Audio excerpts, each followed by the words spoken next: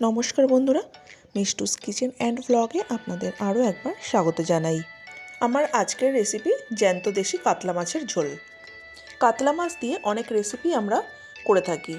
এর আগেও আমি আমার চ্যানেলে কাতলা মাছের রেজালা রেসিপি আপনাদের কাছে শেয়ার করেছিলাম।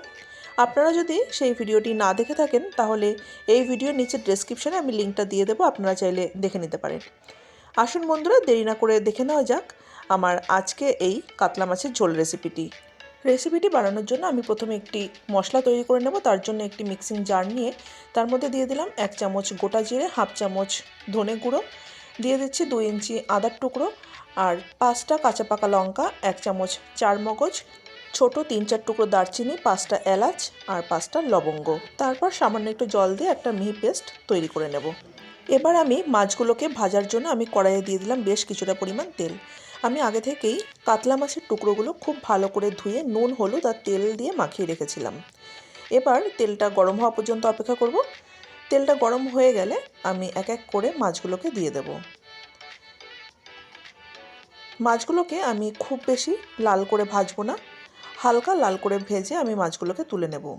কারণ খুব বেশি লাল করে ভাজলে মাছগুলোর মধ্যে যে তৈলাক্ত ভাবটা থাকে সেইটা নষ্ট হয়ে যায়। তাই খুব বেশি ভাজার প্রয়োজন নেই, হালকা লাল করে এপিট ওপিট ঘুরিয়ে মাছগুলোকে ভেজে নিতে হবে। এখন আমার মাছগুলো ভাজা হয়ে গেছে, আমি এবার এইগুলোকে তুলে নিচ্ছি। এই একই রকমভাবে আমি আরও যে বাদবাকি মাছ রয়েছে সেই মাছগুলোকেও ভেজে নেব।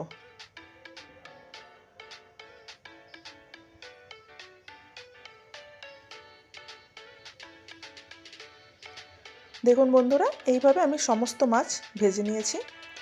এবার ওই তেলের মধ্যেই আমি দিয়ে দিচ্ছি আলু। আমি আগে থেকেই এরকম মোটা করে লম্বা করে আলু কেটে রেখেছিলাম। এবার সেই আলুগুলো আমি এখানে দিয়ে দিলাম। তারপরে দিয়ে দিচ্ছি সামান্য পরিমাণ লবণ আর দিয়ে দিচ্ছি হলুদ। তারপর লাল লাল করে আলুগুলোকেও ভেজে তুলে নেব। আমি কিন্তু গ্যাসের ফ্লেমটা হাইতে রেখেই আলুগুলো ভাজবো। আলুগুলো দেখুন কি সুন্দর লাল লাল হয়ে গেছে।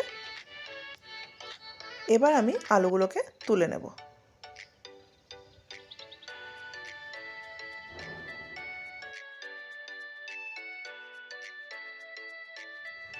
আলুগুলো তুলে নেওয়ার পরে আমি ওই তেলের মধ্যেই দিয়ে দেবো একটা গোটা শুকনো লঙ্কা আর গোটা জিরে ফোড়ন। ফোড়নটা একটুখানি ভাজা হয়ে গেলে আমি আগে থেকেই লম্বা লম্বা করে বিন কেটে রেখেছিলাম, সেই বিনসগুলো এবার দিয়ে দেব। বিনসগুলো একটু হালকা করে ভেজে নেব, খুব বেশি কিন্তু লাল করে ভাজবো না। দেখুন হালকা ভাজা হয়ে গেছে। এবার যে মশলাটা আমি রেডি করে রেখেছিলাম সবার প্রথমে, সেই মশলাটা আমি দিয়ে দিলাম। তারপরে খুব ভালো করে মশলাটাকে নাড়িয়ে নিচ্ছি। দিয়ে দেব এর মধ্যে 1 চামচ কাশ্মীরি লঙ্কার গুঁড়ো। তারপরে খুব ভালো করে মশলাটা একটু ভেজে নেব। যেই বাটিতে আমি মশলাটা নিয়েছিলাম সেই বাটিতে একটুখানি জল নিয়ে বাটিটা ধুয়ে আমি এর মধ্যে দিয়ে দেব। এবার একটু গ্যাসের ফ্লেমটা কম করে মশলাটা খুব ভালো করে কষিয়ে নেব যতক্ষণ না মশলা থেকে তেল ছেড়ে দিচ্ছে। দেখুন মশলা থেকে কি সুন্দর তেল ছেড়ে দিয়েছে। এবার আমি যে আলুগুলো ভেজে রেখেছিলাম সেই আলুগুলো এবার দিয়ে দিচ্ছি। তারপরে মশলার সঙ্গে আলুটাকেও একটু কষিয়ে নেব। এই সময় গ্যাসের ফ্লেমটা একদম বাড়ানো যাবে না, গ্যাসের ফ্লেমটা লো টু মিডিয়ামে রেখেই মশলাটাকে কষিয়ে নিতে হবে। আলুর সঙ্গে মশলাটা যখন খুব ভালোভাবে কষানো হয়ে যাবে তখন আমি এর মধ্যে দিয়ে দেব জল। আমার এবার মশলাটা কষানো হয়ে গেছে, দিয়ে দিচ্ছি বেশ কিছুটা পরিমাণ জল। আমি কিন্তু এখানে আগে থেকে হলুদ ব্যবহার করিনি, আলু ভাজার সময় আর মাছের সঙ্গে যে হলুদ মেখে রেখেছিলাম সেই হলুদই ব্যবহার করেছি। তাই এখন আমি দিয়ে দেব 2 চামচ পরিমাণ হলুদ আর দিয়ে দেব 3 চামচ টমেটো সস। এই হলুদটা কিন্তু জলটা দেওয়ার পরেই দিতে হবে। জল ফুটে গেলে যদি হলুদটা দেওয়া হয় তাহলে কিন্তু হলুদের কাঁচা গন্ধ আসবে। এবার আমি ঝোলটা ফুটে ওঠা পর্যন্ত অপেক্ষা করব। দেখুন ঝোলটা এখন ফুটে উঠেছে। গ্যাসের ফ্লেমটা লো টু মিডিয়ামে রেখেই আমি ঝোলটাকে 3 মিনিট মতো ফুটিয়ে নিয়েছি। তারপর আমি ভেজে রাখা মাছগুলো এর মধ্যে দিয়ে দিচ্ছি।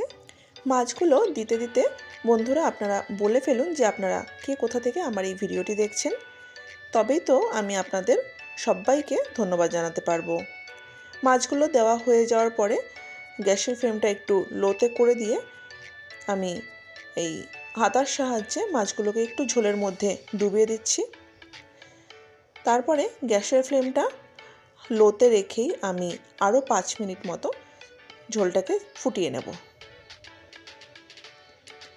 এখন আমি আপনাদের 5 মিনিট পরে দেখাচ্ছি। আমার এখন মাছের ঝোলটা প্রায় রেডি হয়ে গেছে।